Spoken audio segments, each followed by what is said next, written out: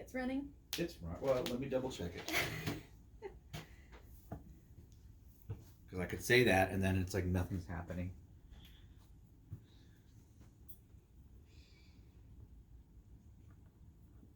All right. Okay. In 5, 4. What's after that? Okay, you're good to go. Hi guys. Today we're going to be working with electromagnetism to make something called a homopolar motor. And I've already forgotten what the definition was.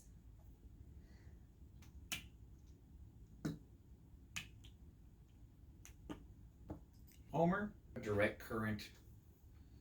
What? Electric motor. Electric motor. Thank you. Hey guys, today we're going to be working with electromagnetism to make something called a homopolar motor. Now, a homopolar motor is a direct current electric motor. We're going to use a battery. It's best to have a couple on hand, some copper wire, pliers with a wire cutter, and neodymium magnets. These are extremely strong, rare earth magnets. You have to be very careful with these. Do not put them anywhere near your mouth, because if you swallow them, it can be very dangerous. These I got at Harbor Freight in Austin for like $3. So they're cheap. They're just, you know, respect your tools. So what you're gonna do is take some wire.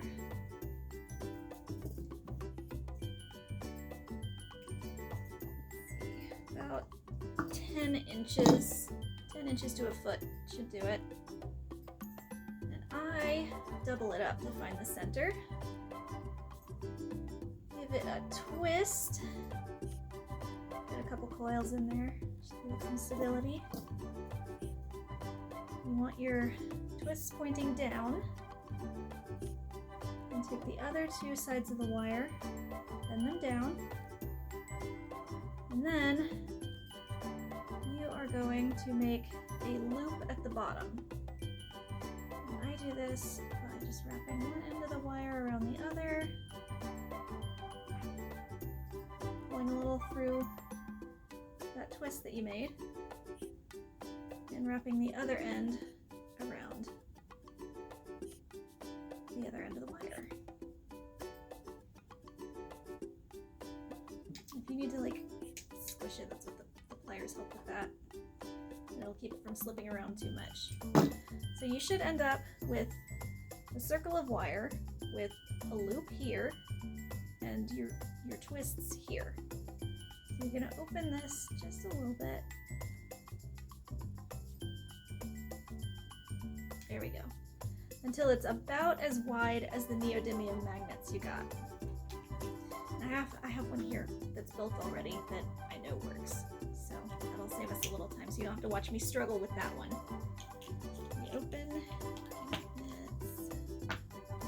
These are so strong, it's crazy.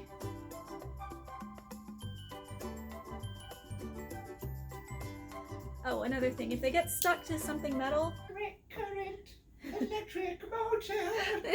Don't try to yank them right off, just slide. That makes it easier to take them off. Anyway, grab your battery. Magnets go on the bottom of the battery. And you're going to take your little copper sculpture, put the magnets inside that bottom loop, set it down carefully.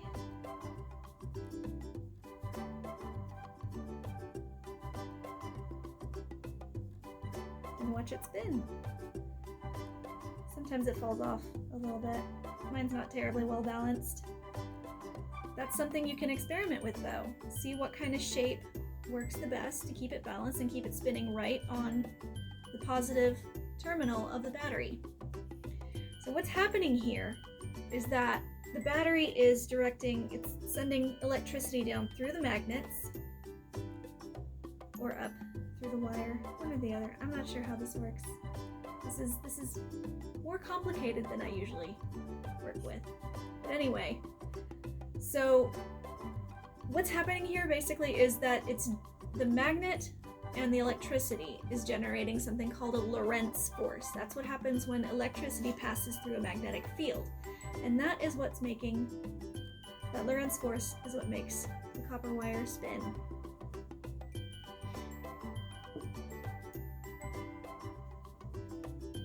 So entertaining. You know, I wonder if it'll spin the other way if I turn the magnets around. So now it's spinning counterclockwise.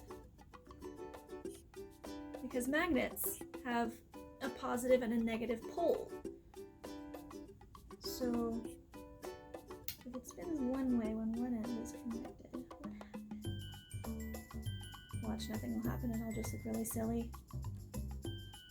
No! Oh my gosh, it totally works! It's spinning counterclockwise. I'm sorry, it's spinning clockwise now instead of counterclockwise. That's cool.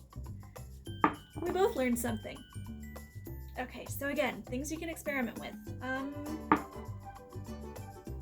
You know, you might try a AAA battery. That might be a little hard to like keep standing up straight on the table. You could try different sizes of magnets, different number of magnets. I've had the best results with like a tall stack of magnets, because that way the wire doesn't get like stuck on the table and create too much friction to move. Yeah, I got a question. What?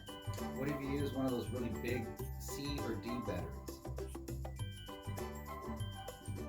I would recommend being very careful with a battery that big, Okay. because it may cause the wire to heat up quite a bit, and you don't want to get burned or start a fire in your Then house. I'll retract my second question. What's that? A car battery? Probably wouldn't be a Do good not idea. use a car battery. Do not. Don't use a car battery. Don't listen to Orlando. Alright. I won't listen to myself. Okay, so maybe a smaller battery, maybe a slightly larger battery, but be very careful.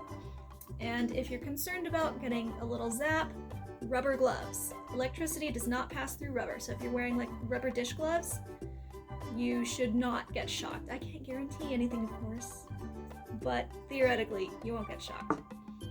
Different shapes of wire sculpture.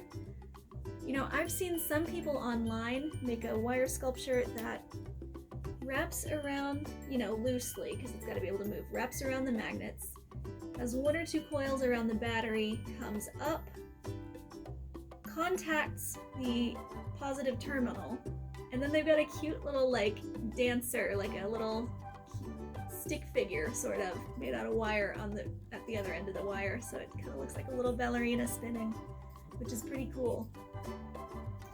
Yeah, I'm sure you guys can tell I'm real excited about this one. I know I am. This one was so much fun. You know, it took me like 2 days to work this one out. I had so much trouble. I think the issue was the type of battery I was using. So I was using some that looked like neodymium that I found around the library. They may not have been, because it didn't work, but I went and got these, and they're definitely neodymium. And these work so much better. Can you cut something in? No. What? What did you try to cut in? So sometimes, so this experiment drains the battery really, really quickly. So you may need a couple. You might have to go through them a couple times. Okay. Yeah. Wait, you're gonna have to, what? You have to explain that again. So, I got stupid for a second. Okay, you're gonna what? So the reason I told them to have multiple batteries is because for some reason this experiment drains the battery really quickly. Generating the Lorentz force drains it really fast. Okay. So it's a good idea to have multiples on hand. So it's a lot like my phone.